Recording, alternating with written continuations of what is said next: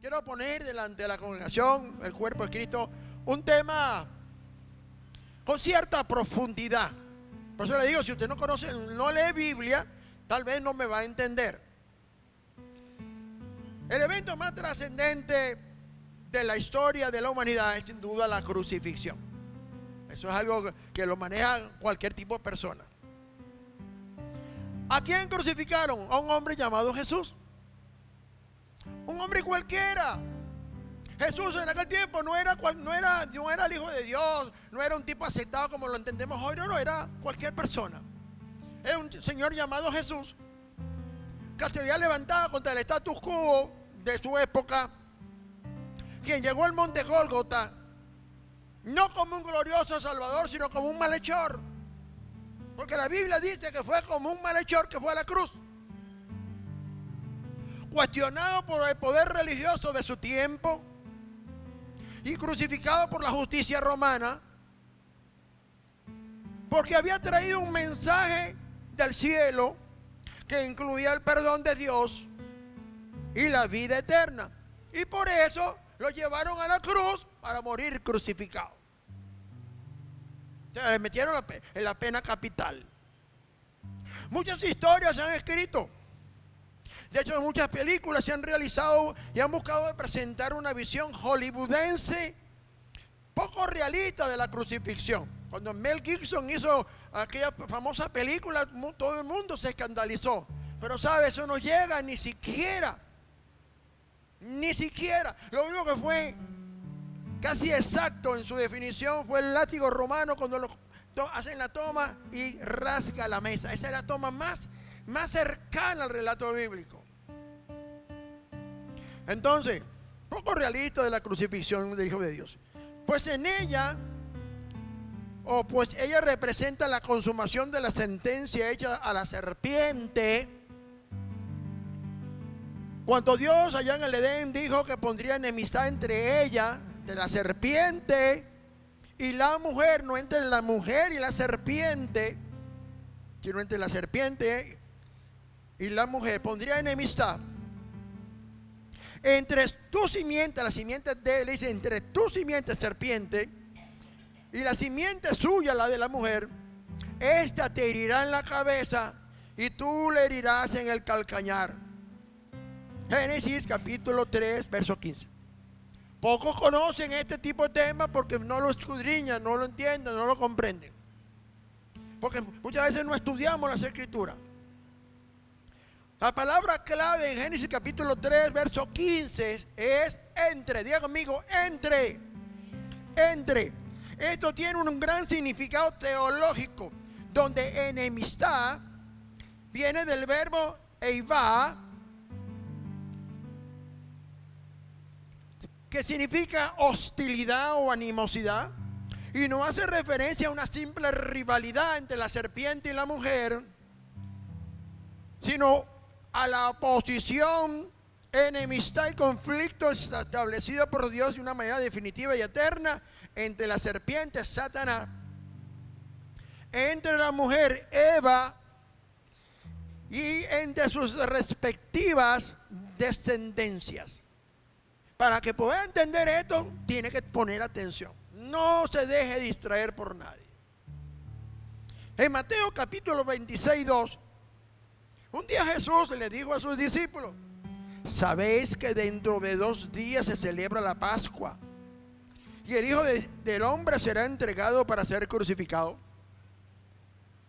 Luego Mateo 16, 22, 23 hace referencia que Pedro, al no tener discernimiento espiritual de las palabras de Jesús, llegó y le dijo, ¿no?, muy compasivamente, pensando que lo estaba haciendo bien, y le dice: Señor, coma, ten compasión de ti. Imagínense, ¿qué cara habrá puesto Pedro? En ninguna manera esto te acontezca. Pero Jesús lo agarró, mire, y lo sacudió y le dijo: quítate delante de mí, Satanás, me eres tropiezo.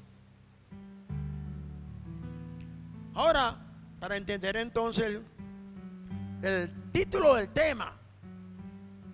Ahora se lo voy a dar. Necesitamos ir al Evangelio de San Juan, capítulo 19, versos 16 y 18, que dice: tomaron pues a Jesús. Fíjese, el que llega a la cruz es uno solo, se llama Jesús. Tomaron a Jesús y él salió cargando su cruz. Nadie le llevó la cruz a Jesús. Por eso él dice: que quiera ser mi discípulo, llévese su cruz usted mismo. Salió cargando su cruz al sitio llamado el lugar de la calavera, que en hebreo es el Gólgota, donde lo crucificaron. Y con él, diga conmigo, y con él, dígalo duro, a otros dos. Fíjense que aquí no dice sino otros dos, uno a cada lado y Jesús en el medio. Esto es muy significativo. Jesús fue traicionado por Judas. Para poder llegar a la cruz tuvo que haber traición de alguien muy allegado.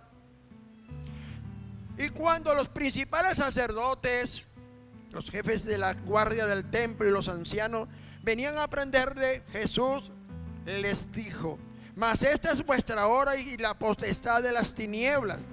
Lucas 22, 53. Jesús fue llevado ante Poncio Pilato, flagelado y destinado a morir en la cruz. Uno trata de simplificarlo, pero esto es un proceso sumamente largo. Camino al Gólgota, al Monte Calvario, la gente no solamente escupían a Jesús, lo golpearon y le decían: demuéstranos que eres profeta, Mesías. Dinos quién te pegó. Mateo 26, 67. Y aún llegando al extremo, esta gente dentro de su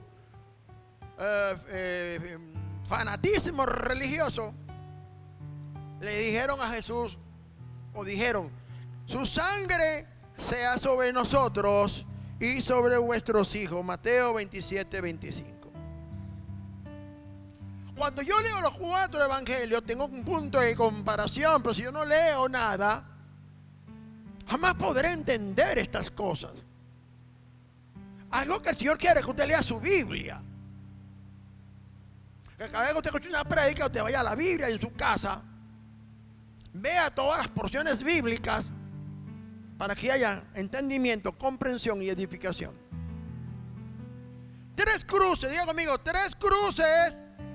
Pero dígalo duro, por favor. 3 cruces, 3 hombres, una historia. 3 cruces, 3 hombres, una sola historia. Más de 2000 años han transcurrido desde que Jesús anunció que era necesario que el Hijo del Hombre padezca todas estas cosas. ¿De qué hablaba Jesús? Todo lo que simboliza o representa desde el momento en que él le dijo a Judas: lo que tengas que hacer, hazlo ya. Hasta el momento que fue colocado en la cruz del Calvario y le colocaron encima, lo etiquetaron como rey de los judíos, rey de Jesús de Nazaret. Entonces, ¿para qué fue colocado en una cruz?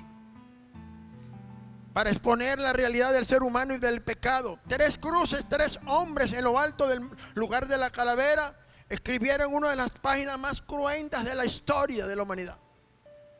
Usted tiene que aprender, cuando va a testificar de Cristo, usted tiene que tener profundidad teológica.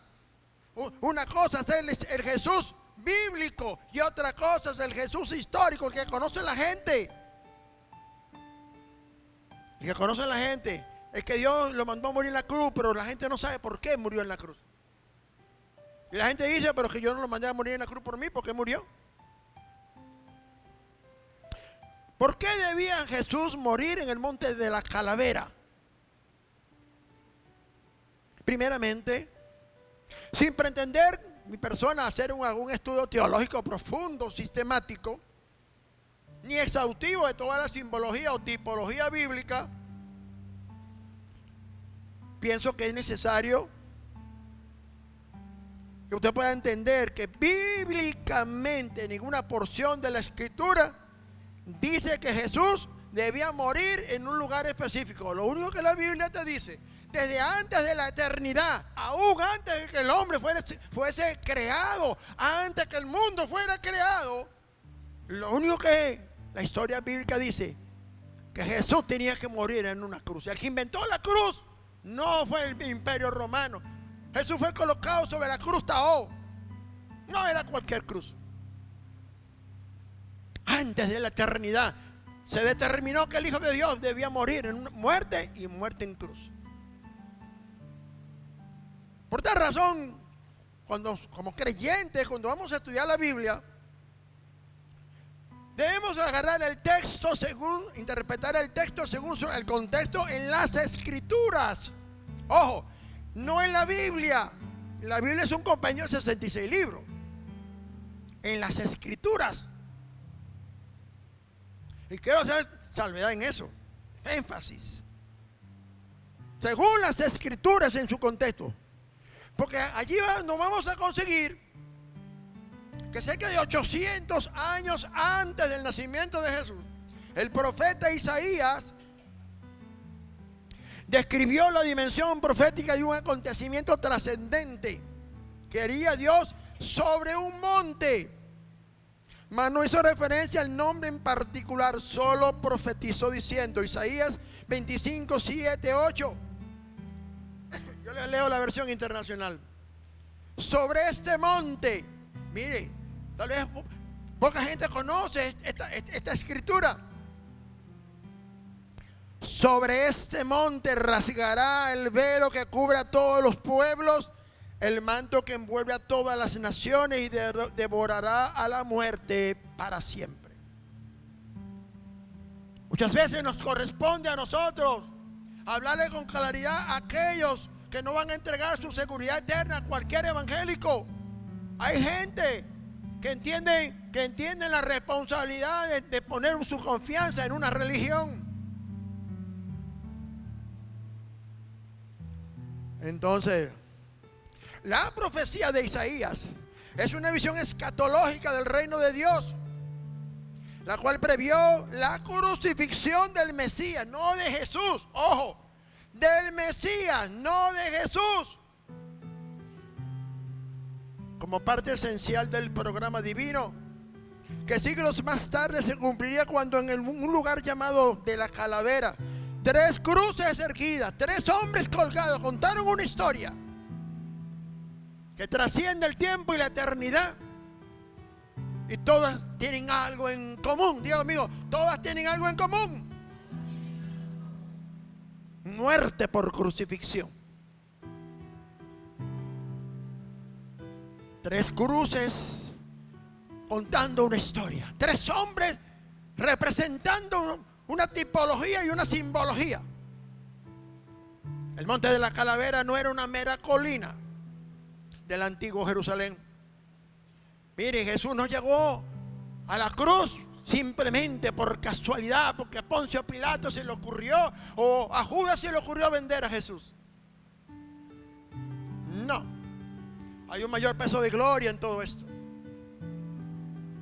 El monte de la Calavera no era una mera colina del antiguo Jerusalén, sino el lugar de consumación de la obra mesiánica centrada en la salvación y la redención del ser humano, y donde Jesús, como el Cordero de Dios, triunfó sobre el pecado y Satanás, y donde la justicia divina fue puesta a disposición o al alcance del ser humano. Por gracia sois salvos por medio de la fe, y esto no es de vosotros, sino porque es un don de Dios para que nadie se gloríe. Ahora, la crucifixión de Jesús junto a 2 ladrones no fue algo fortuito.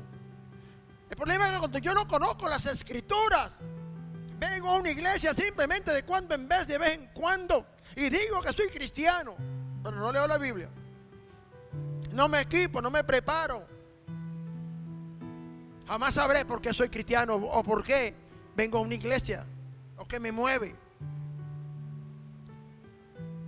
Ahora, esto no es algo fortuito. Siglos antes, el mismo profeta Isaías profetizó que el Mesías no solo derramaría su sangre, sino derramaría su vida. ¿Y por qué habían dos ladrones? Sencillo. Isaías 53:12 dice: y fue contado con los pecadores, habiendo él llevado el pecado de muchos y orado por los transgresores. Esos dos ladrones no estaban allí por casualidad. Y los ladrones no tienen nombre, igual que los reyes magos. No tienen nombre. Ahí el único que tenía nombre era Jesús. Y ni siquiera cuando colocan a Jesús sobre la cruz no lo llaman Jesús, lo llaman Rey del Judío. ¿Me está siguiendo, hermano? ¿Tiene la mente aquí en la Biblia? Mire la cruz nada más. De hecho, el hilo profético conecta al profeta Daniel también. Imagínense, cientos de siglos antes, el profeta Daniel fue visitado por el varón llamado Daniel en una visión de fin de siglo, de los siglos, el fin de la historia de la humanidad, que le revela la visión de las 70 semanas. ¿Cuántos conocen la visión de las 70 semanas? ¿Seguro? ¿Dónde queda? Ay, que me diga la cita.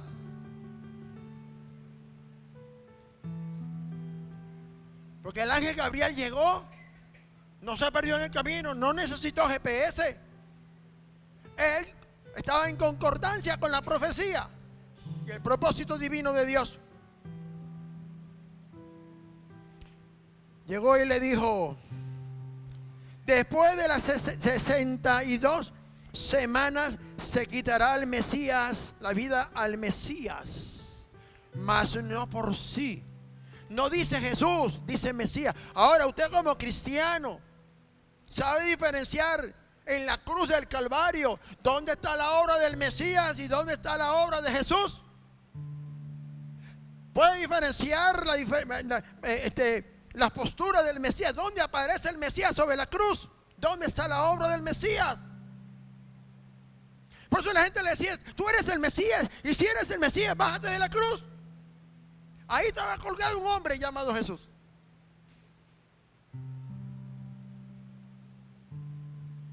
Daniel capítulo 9, versos 26-27. Lo cual coloca su cumplimiento profético de esta semana 62,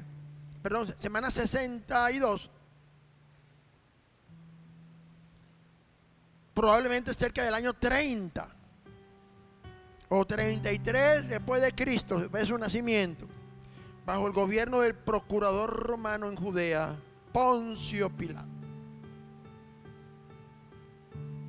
Ahora, queridos hermanos, pues aquí podemos ver la exactitud de las escrituras y las profecías. Por tal razón Jesús dijo: escudriñad. No es leer Biblia, no. Es saber qué significa cada palabra. Escudriñar las escrituras. Y finalizó diciendo Jesús: y ellas son las que dan testimonio de mí. Juan 5:39. Ahora, para tener un contexto histórico, el monte Moriah, ¿cuántos saben qué pasó en el monte Moriah? Mi pueblo perece porque le faltó el conocimiento. Porque si yo no sé por qué soy cristiano, si yo no sé por qué vengo a una Biblia, por qué vengo a una iglesia y por qué debo leer la escritura, eso tenemos un tremendo problema. Entonces tampoco podemos pensar que nos vamos a ir para el cielo. No es automático. No es porque yo vengo a la iglesia ya estoy salvo. No. Porque si yo no conozco al Salvador, que es el que nos condena o condena al ser humano, Ahora, el monte Moriah y el monte de Calavera, ¿tienen algo en particular? El monte de la Calavera, en hebreo Gólgota, comparten similitudes profundas que permiten al creyente ver cómo Dios trazaba la línea teológica entre el Antiguo y Nuevo Testamento, o Antiguo y Nuevo Pacto. En Moriah ocurrió el sacrificio de Isaac, tipo de Cristo. Y en el Gólgota, la crucifixión de Jesús, el Hijo de Dios.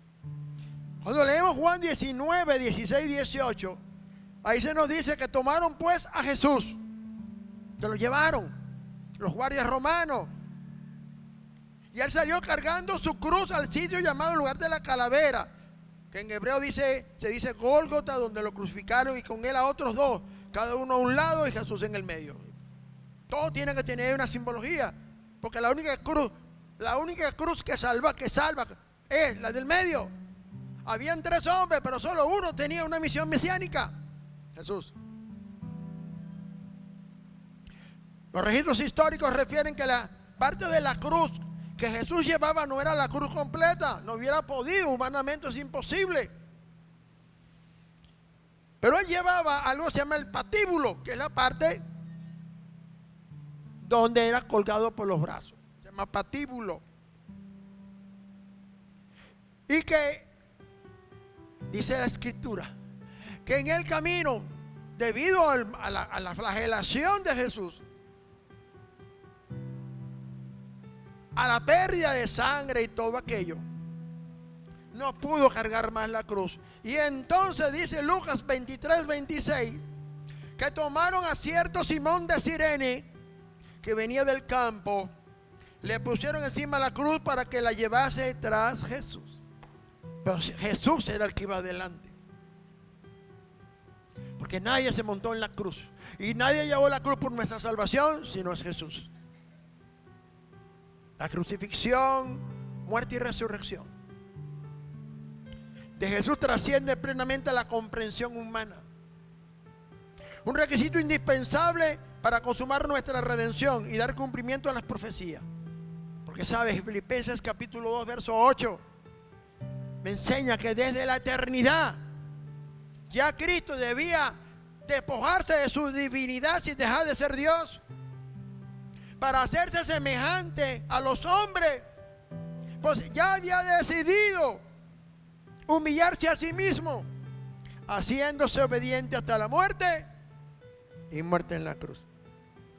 Esto es lo que se enseña en doctrina cristiana. Es lo que debemos aprender, y debemos venir los domingos en la mañana a las clases dominicales para aprender estas cosas. Entender la dimensión del pecado. Entender que venir a una iglesia de visita no significa nada.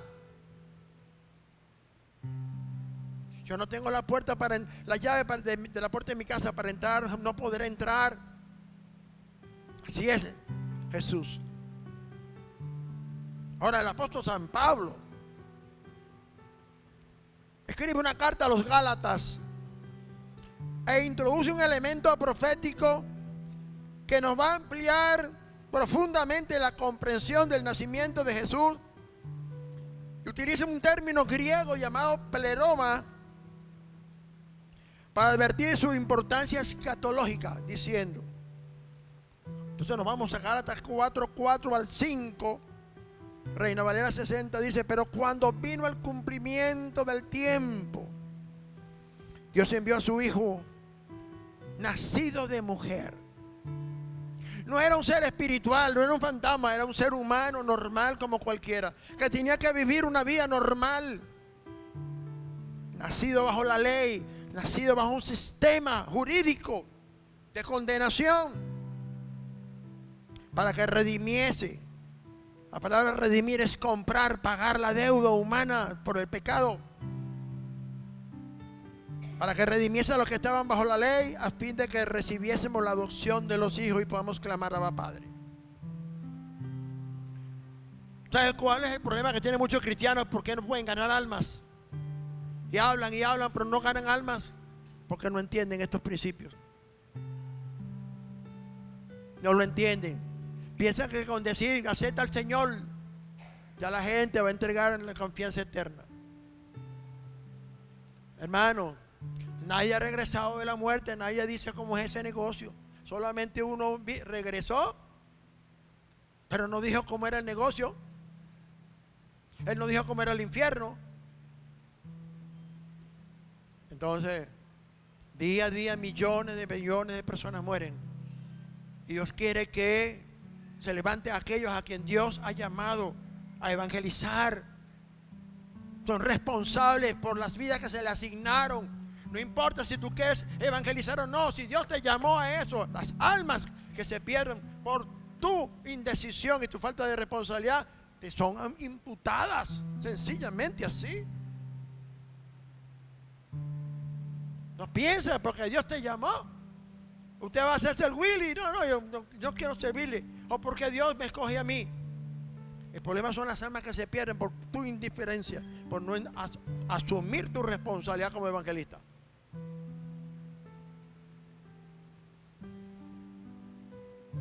El griego pleroma hace referencia a la consumación. Lo definimos. La consumación de un periodo designado llamado cumplimiento del tiempo, donde todos los propósitos de Dios se cumplieron hasta ese tiempo, permitiendo enviar a su hijo nacido de mujer bajo la ley. Jesús tenía que venir de una mujer. Ahora, ¿cómo metes tú a Dios en el mundo sin violentar la palabra de Dios? Necesitas una mujer.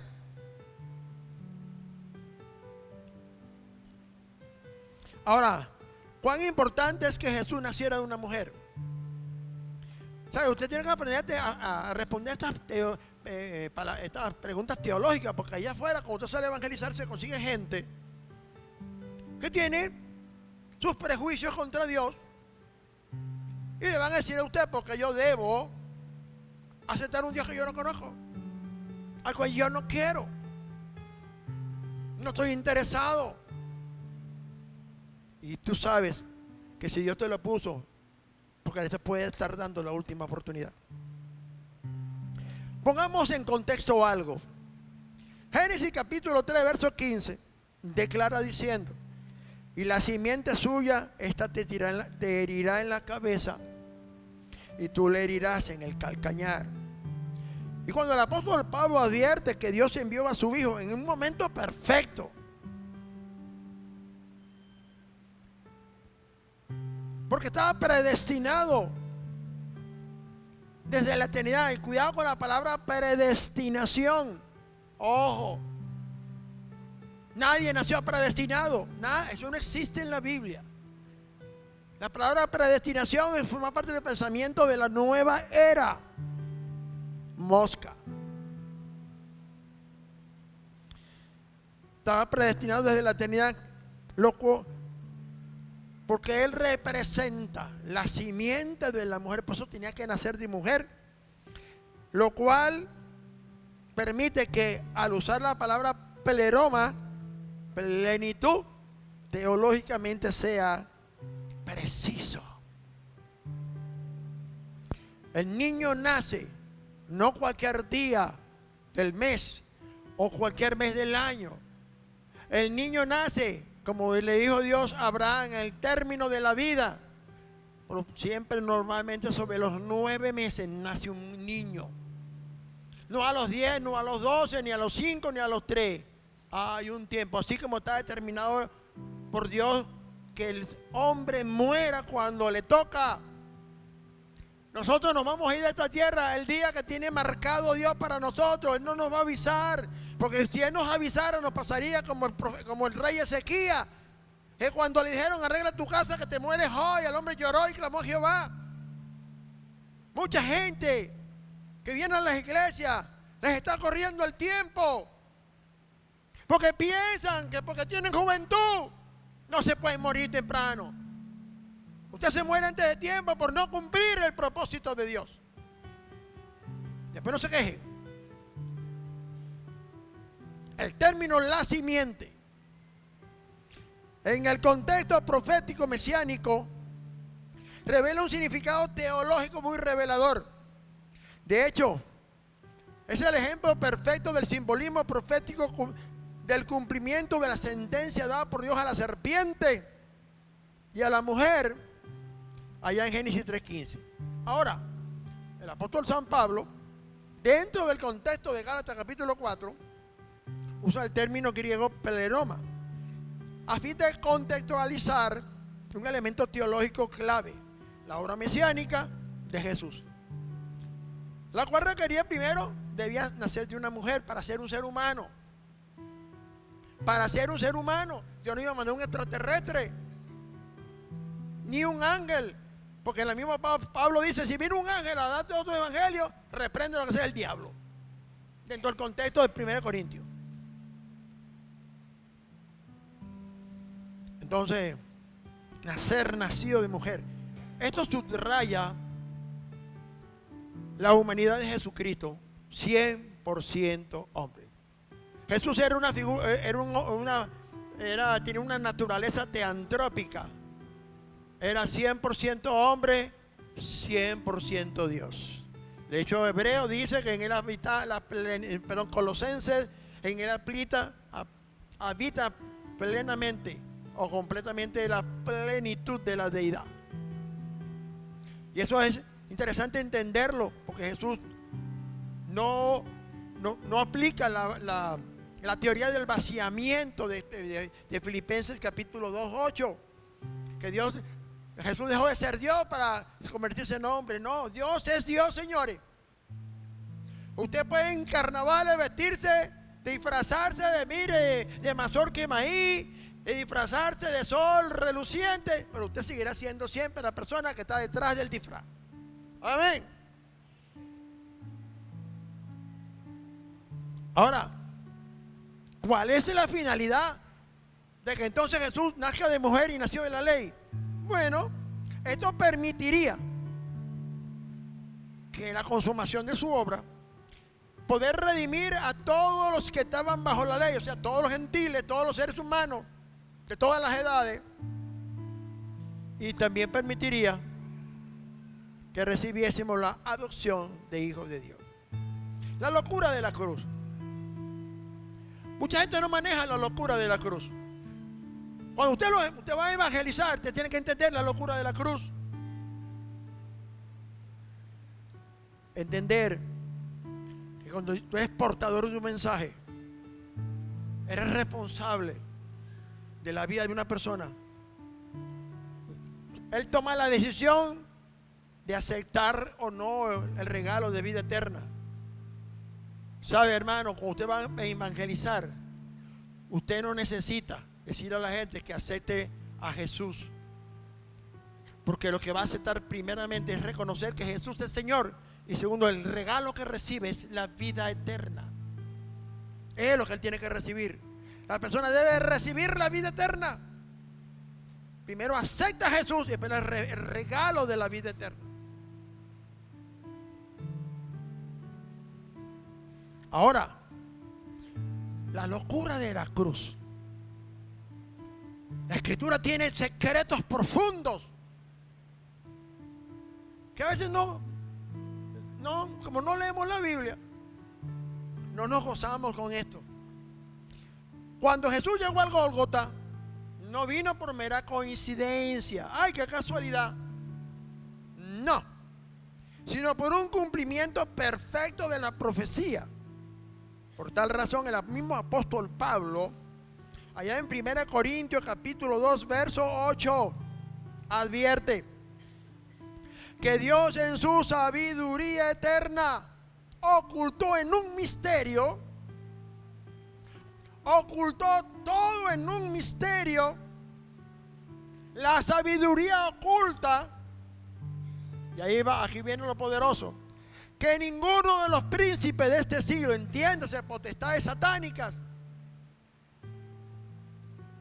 mente humana, los príncipes de este siglo conoció, porque si la hubieran conocido, nunca, jamás hubieran crucificado al Rey de Gloria. El mismo Satanás, mire, hubiera peleado para que Jesús no sufriera ni un rasguño ni un resfriado. ¿Aló? ¿Me están entendiendo? ¿Cuántos están descubriendo ese versículo por primera vez?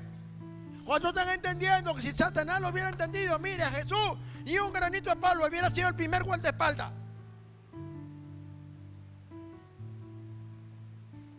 Claro.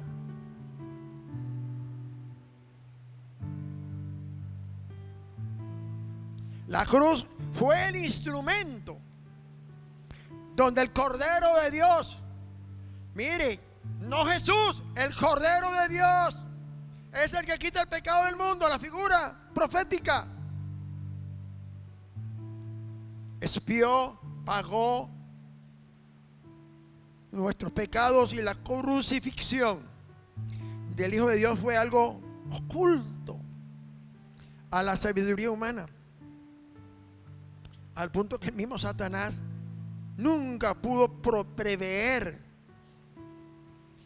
que condenando a un inocente podría cumplir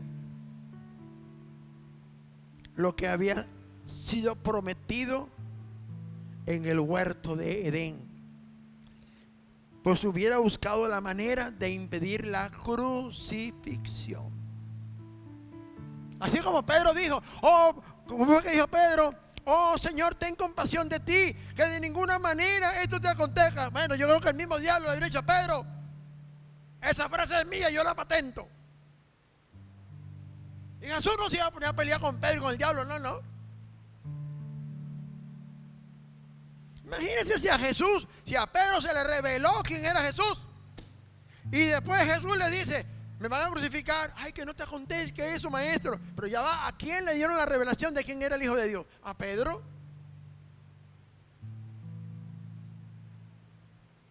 Ahora, en Gálatas capítulo 3, verso 13,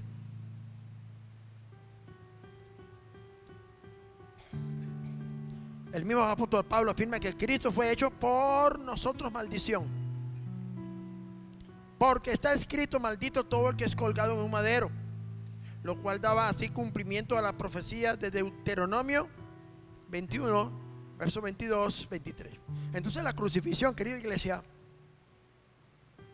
la crucifixión de Cristo representa el fin del antiguo sistema de sacrificios y el establecimiento de un nuevo pacto basado en su sangre, y no en sacrificios de animales, sino también del sacrificio único de Jesús, según lo dice el libro de los Hebreos, en su capítulo 9, verso 26-28. Entonces Gálatas capítulo 3, verso 13, en otra versión dice, Cristo nos redimió de la maldición de la ley, hecha por nosotros maldición, porque Cristo está maldito todo aquel que es colgado en el madero. Wow. En el Gólgota, o el lugar de la calavera, no había una orquesta, no habían cámaras, no estaban reporteros, no estaban los discípulos, no estaban aquellos hombres y mujeres a quien Jesús les dio de comer 2 oportunidades. Ellos no estaban allí. Como decimos en el buen venezolano, y perdónenme la expresión, le dejaron el pelero al pobre Jesús. Lo dejaron solo. ¿Quién estaba ahí? María Magdalena, Juan, María, las mujeres. ¿Y dónde estaban los apóstoles, los hermanos? En el Gólgota, el lugar de la calavera, no solo murieron 2 ladrones. No. Ellos no tienen nombre. También murió con él Jesús y todos los pecadores. Pablo advierte diciendo, con Cristo juntamente estoy crucificado, y ya no vivo yo, más vive Cristo en mí. Gálatas 2:20. Entonces Hebreos 2:14 me dice, así que por cuanto los hijos participaron de sangre y carne, o de carne y sangre, él, Jesús, también participó de lo mismo, para destruir por medio de la muerte al que tenía el imperio de la muerte, esto es el diablo. siglos antes del nacimiento y crucifixión de Jesús, queridos hermanos, el profeta Isaías profetizó algo poderoso. Él dijo: sobre este monte, un día, Dios destruirá a la muerte para siempre. Mano, yo no me quiero morir, pero hay una generación que no va a ver muerte. Oye, yo quisiera estar ahí, irme para el cielo y no ver lo que Cristo vio cuando tuvo que bajar a la parte más baja de la tierra, y bajó para que nosotros no pasemos por ahí, para que no pasemos por los valles de sombras y de muerte. Oye, pero usted siempre de este lado como que hay fe. Algo de fe hay aquí, de este lado como que dicen ni amén. Mano, ¿usted se quiere morir? Yo no me quiero morir. Entonces mi esposa está joven, mi hija está joven. Oye, uno le trabaja duro al Señor. O usted tiene que preparar un tema de esto, es sentarse y vamos a escribir cualquier cosita. Esto, usted lo coloca en internet y tiene que coincidir con todos los predicadores del mundo. Yo no puedo violentar las leyes de la gramática, de la hermenéutica, ni de la teología.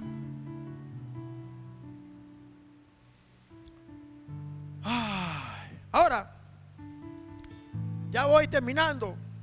Antes de morir en la cruz, Jesús dijo: consumado es. Y dice la escritura: y habiendo inclinado la cabeza, Juan 19:30, entregó el Espíritu. Estas palabras no fueron cualquier palabras. Estas palabras inauguraban un nuevo tiempo, ya que no solo venció la muerte, no con la muerte, no, sino que por medio de ella destruyó al que tenía el imperio de la muerte, o sea, al diablo. Imagínense cuando el Señor le dijo: diablazo, dame las llaves. Dame las llaves que me las llevo, voy para arriba. No, que esas llaves son mías. Dame las llaves. No pudo retener las llaves. Y Jesús las agarró. No le dijo: bye bye baby, o hasta la vista baby. No, no hubo despedida, porque Satanás es el enemigo de la humanidad y el enemigo de Cristo. Entonces la cruz es el centro de la obra redentora. El Evangelio de Lucas 23:39 me dice que uno de los ladrones injuriaba a Jesús diciéndole: si tú eres el Cristo, sálvate a ti mismo y a nosotros.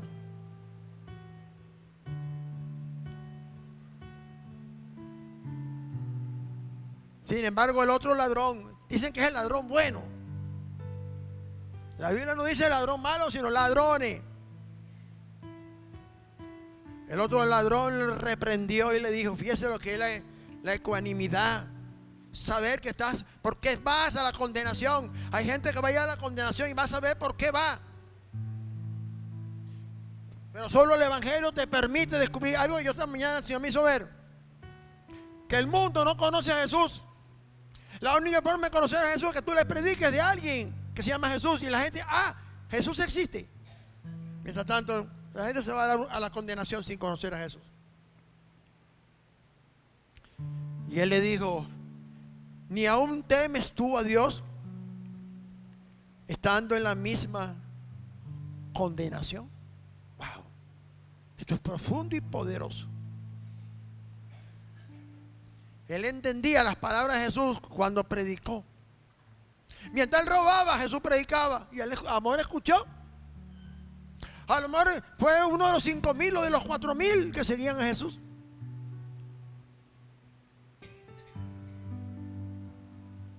Lucas 23, 41, 42 dice: nosotros a la verdad justamente padecemos, porque recibimos lo que merecieron nuestros hechos. Mas este ningún mal hizo. Fíjese, vea 3 hombres en lo alto del Gólgota, véalo, use la imaginación. Uno a un lado, escoja el que usted quiera. Una cruz representa la arrogancia y la dureza del corazón que reina en el mundo. Si tú eres el Cristo, bájate tú y bájanos a nosotros. La siguiente cruz representa el arrepentimiento como consecuencia de conocer a Jesús. Acuérdate de mí cuando estés en tu reino. Wow. Sin embargo, en la tercera cruz, la del medio, no representa el mundo, no representa el arrepentimiento, representa el amor de Dios, representa el perdón y la reconciliación mediante un sacrificio perfecto en la persona de Jesús. 3 cruces, 3 hombres, 3 aspectos diferentes de la crucifixión. 2 serían crucificados por causa de sus delitos, pero uno era necesario que fuese contado entre ellos, que fuera crucificado por los pecados de la humanidad, porque él no tenía pecado. El ladrón dijo: acuérdate de mí cuando vengas a tu reino. Y Jesús le dijo: de cierto te digo que hoy estarás conmigo en el paraíso. Ojo, esto teológicamente va mucho más allá de que ay, se murió el ladrón, bueno, ya está en el paraíso. No, eso no es así. Eso no funciona así.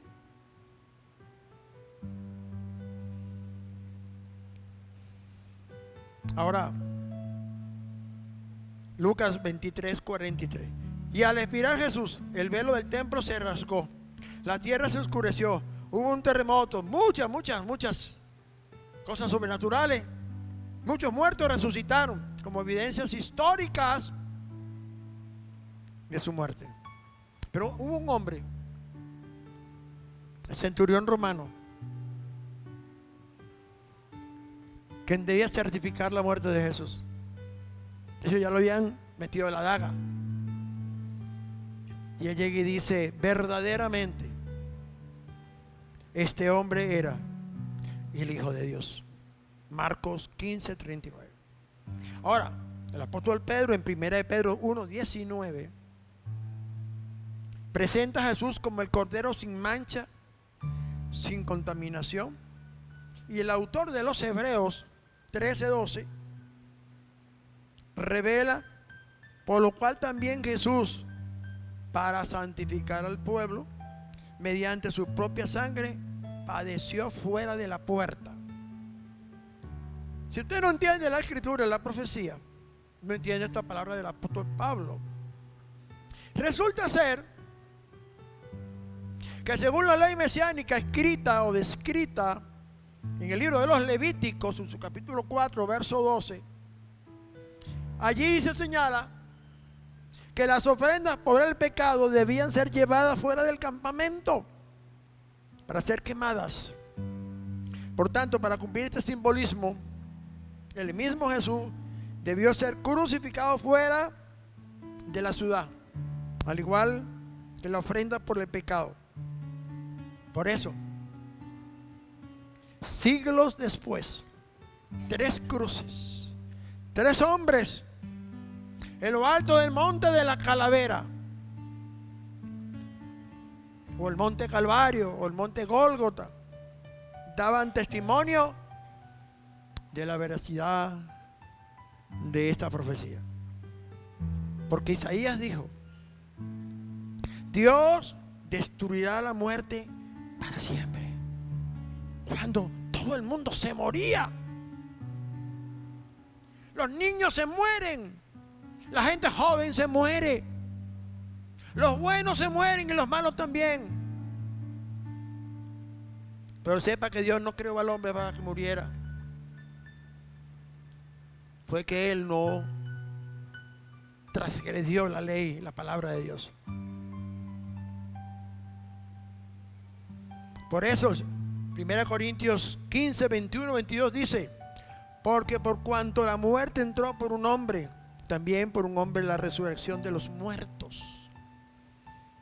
Porque así como en Adán todos mueren, también en Cristo todos serán vivificados. Fíjese algo, nadie sabe cómo es la muerte. Nadie ha regresado de la muerte.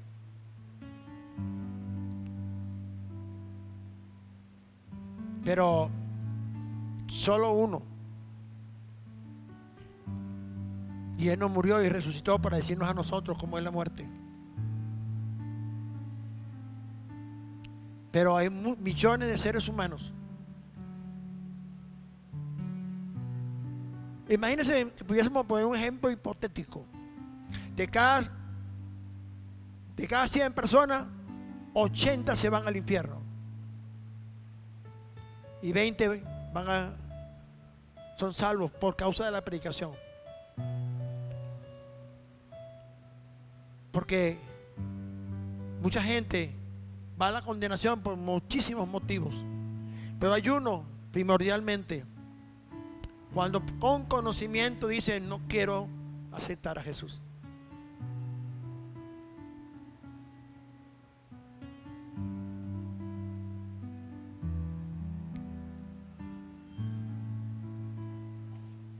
El apóstol Pablo enseña que la muerte fue introducida por la rebelión de un hombre, Adán, y que reinó la muerte desde Adán hasta Moisés. Pero también dice Pablo, por un hombre santo, Jesús, el Hijo de Dios, la resurrección de los muertos. La resurrección de los muertos. No existe la reencarnación. Eso es un postulado de la nueva era. No, que yo tuve varias vidas.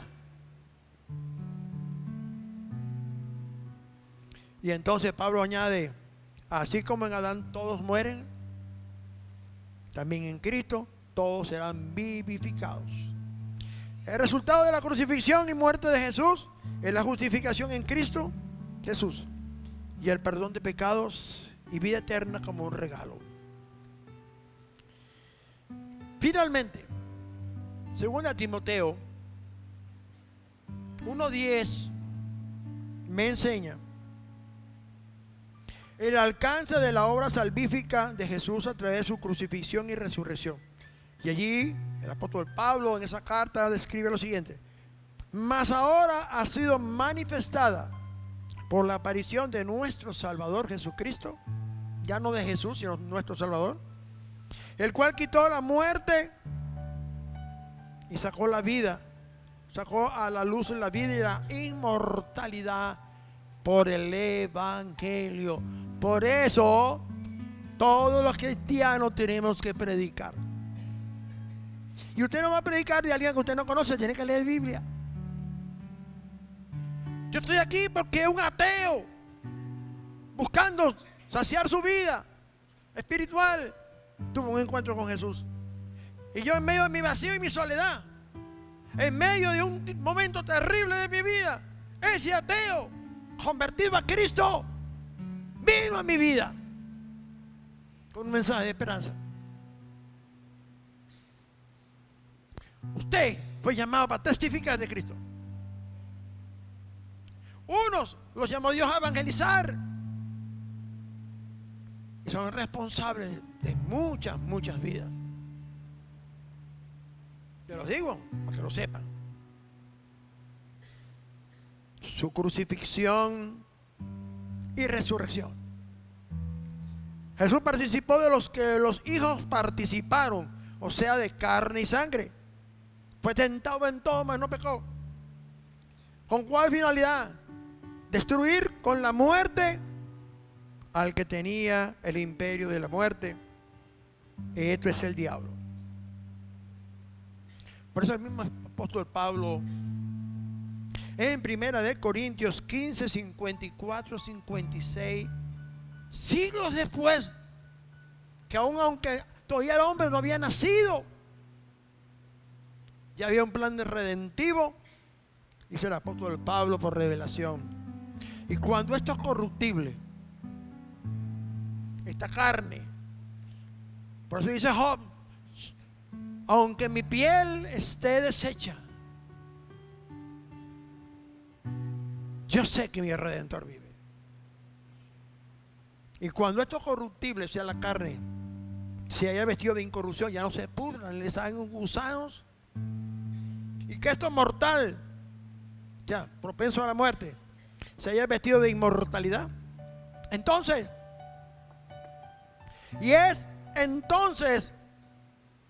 se cumplirá la palabra que está escrita. Ahora, ¿dónde está escrita? No importa, está en la palabra.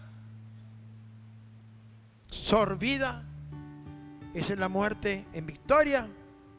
Y entonces viene una pregunta trascendental: ¿dónde está, oh muerte, tu aguijón?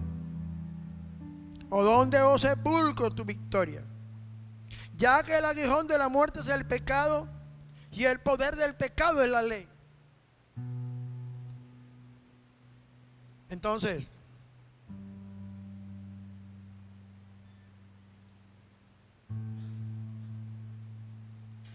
aleluya, lo que comenzó en el Gólgota terminó en el Gólgota.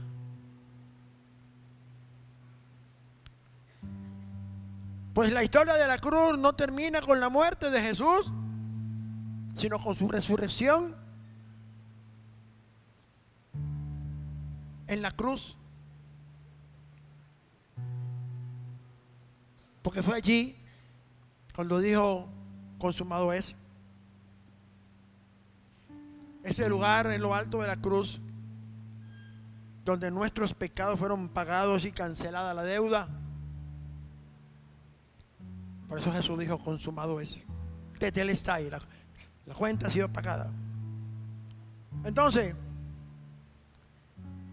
Apocalipsis 1, 17, 18 dice: no temas. Una visión a Juan: yo soy el primero y el último,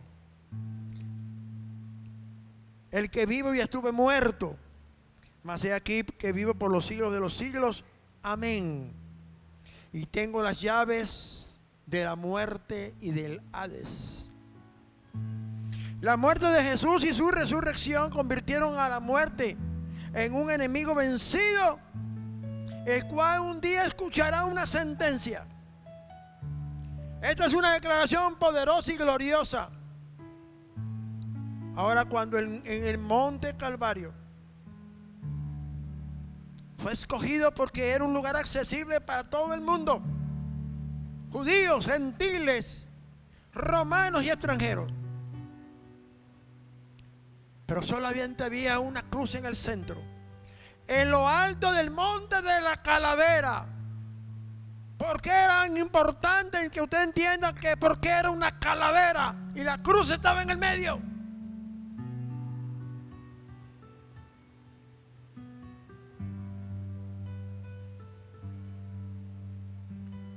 Porque no solamente allí Jesús era la atención del mundo físico, sino del mundo espiritual, la atención de toda la creación, pues representaba un cumplimiento profético. Por eso el libro de Apocalipsis muestra un momento poderoso, único y esperado por siglos desde los inicios de la humanidad, cuando el pecado fue introducido al mundo por un hombre, pero también por un hombre vendría la salvación y la vida eterna. Desde aquel momento que el hombre pecó, todos los hombres pecaron, fueron destituidos de la gloria de Dios. Reinó la muerte desde Adán hasta Moisés. Sin embargo, llegó aquel que representa la simiente de la mujer, quien en lo alto de la cruz sobre el monte Calvario le hirió en la cabeza. Por eso usted ve, usted le clavan algo aquí en la cabeza, ¿usted qué? Se muere. Vea el simbolismo.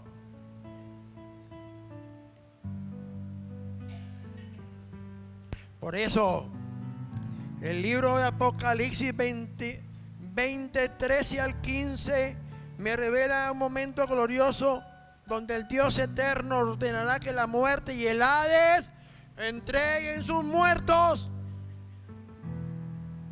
Y dice lo siguiente: y el mar entregó los muertos que había en él, y la muerte y el Hades entregaron los muertos que había en ellos, y fueron juzgados cada uno según sus obras.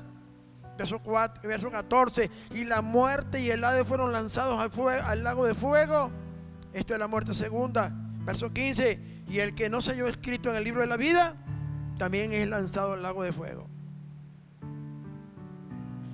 Por eso, queridos hermanos, la Escritura revela el momento poderoso donde la muerte también llevará con ellos millones de personas a la condenación eterna por haber desperdiciado una oportunidad con Cristo. Este momento no tendrá espectadores, solo el juez supremo, quien dictará la sentencia. Y por eso el apóstol el apóstol Juan, en una visión poderosa, escribe en el capítulo 21, 4, 5 de Apocalipsis lo siguiente: y enjugará Dios toda lágrima de todos los ojos de ellos, y no habrá más muerte, ni habrá más llanto, ni clamor, ni dolor, porque las primeras cosas pasaron. Y el que estaba sentado en el trono dijo: he aquí, yo hago cosas nuevas, todas las cosas. Y me dijo: escribe, porque estas palabras son fieles y verdaderas. En el último y posterior momento de la historia, la muerte y el Hades, como instituciones individuales, serán lanzados al lago de fuego. En la muerte segunda, concluyendo así todo lo que Dios dispuso desde antes de la creación del mundo. Por eso, queridos hermanos, se escribe 1 Corintios capítulo 15, verso 54. Esto es una poderosa declaración que trascenderá en este siglo, el siglo venidero y toda la eternidad. Sorbida, esto es la muerte, victoria, el poder de la resurrección garantiza un nuevo orden, nunca más volver. Por eso cuando Jesús establece el nuevo pacto en su sangre allá con los apóstoles, establece un nuevo pacto con nuevas y mejores promesas. Alabado sea Dios. Entendamos algo, iglesia. No juguemos con la salvación eterna. No es juego. La vida es tan corta que es así. No importa que usted viva 100 años.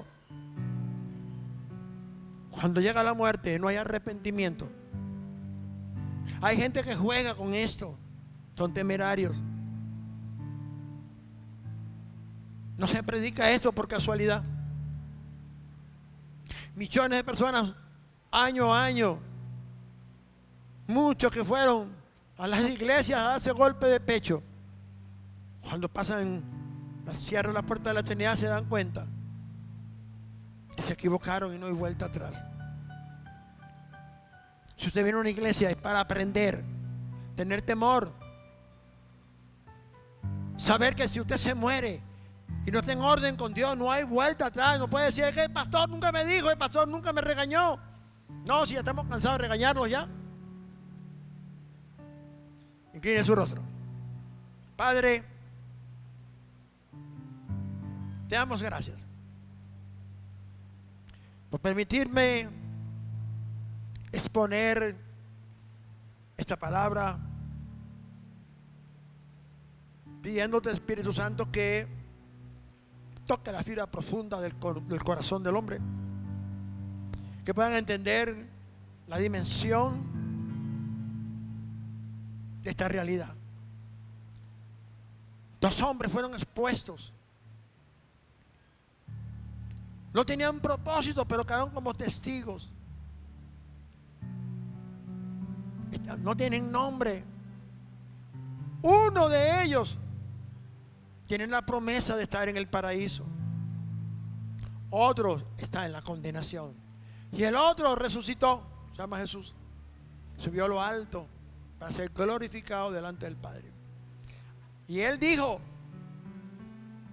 el que cree en mí, aunque esté muerto, vivirá. Yo soy la resurrección y la vida. Padre, te damos gracias por la palabra. Permite que podamos profundizar en estas realidades eternas, porque hay mucha gente hoy que se va a la condenación eterna porque no hay gente que les predique. Hay gente que se les olvidó cuál es su función en una iglesia: predicar el evangelio. Es importante que entendamos esto. Damos gracias por este tiempo, Señor, de la palabra, que sea de bendición para todos aquellos que puedan entender este tema tan doctrinal y tan profundo. No podemos juzgar con la salvación eterna. No juguemos con esto, porque la Biblia dice que es el llanto, es el lugar donde del llanto y crujir de dientes. Usted no se puede ir a la condenación teniendo una salvación tan grande. Padre, establece esta palabra en el corazón y el espíritu de la congregación y de todos aquellos que escuchen esta palabra. Te lo pedimos en el bendito nombre de Jesús. Amén y amén.